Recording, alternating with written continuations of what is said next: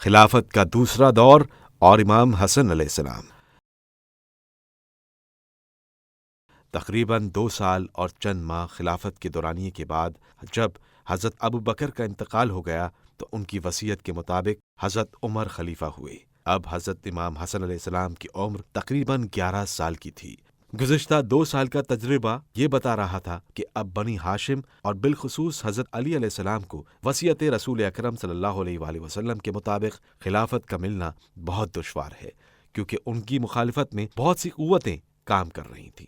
رسول اکرم صلی اللہ علیہ وآلہ وسلم کے وصال کے فوراً بعد جو غلط طریقہ مسلمانوں نے خلیفہ کے تعین کا قرار دیا تھا وہ 2 سال سے زیادہ نہ چل سکا، اور حضرت عمر اجماع سے نہیں بلکہ حضرت ابو بکر کی وصیت سے خلیفہ بنائے گئے۔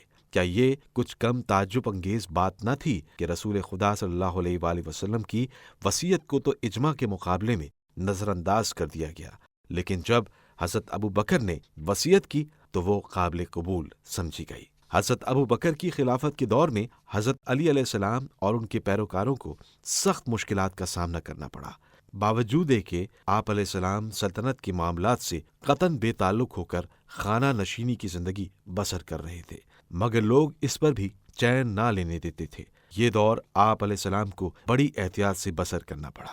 آپ علیہ السلام قرآن کو شان نزول کے مطابق جمع کرتے رہے۔ امام حسن اور امام حسین علیہ السلام ہر وقت اپنے پدر بزرگوار کی خدمت میں حاضر رہا کرتے۔ آپ علیہ السلام ان کو علم قرآن کی تعلیم دیتے اور حقائق و معارف کے سبق پڑھاتے تھے۔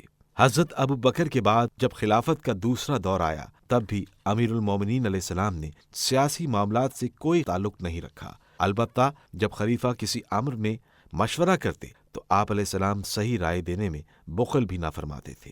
اکثر اوقات آپ علیہ السلام کے بہترین مشوروں کی وجہ سے حضرت عمر نے بڑے سخت مراحل کو آسانی سے طے کر لیا۔